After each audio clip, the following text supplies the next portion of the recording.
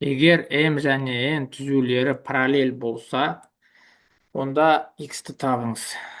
Бұл есепті шығарған кезде былай жасаймыз ғой. Мынаны былай созып жіберуге болады. Мінекей, осылай созып жіберетін болсақ, бізде мінекей мына бұрыш пен мына бұрыш сәйкес бұрыш болады да, мынау 2х болады. Осы 2х.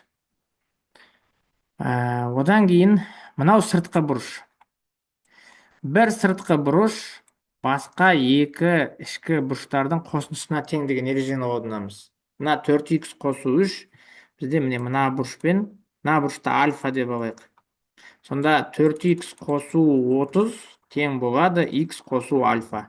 Х қосу альфа. 4х қосу 30. Альфа деген не? Альфа дегенім ол мына 2х пен сыбайлас бұрыш. Сол үшін 180 азайту 2х болады. Мінекей. Осы теңдеуді шешсек, x шығады, болды.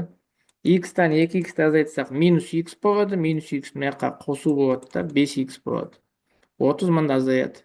Сонда 180 30-дан 150. Х тең болады 30 градус. Жауабы А.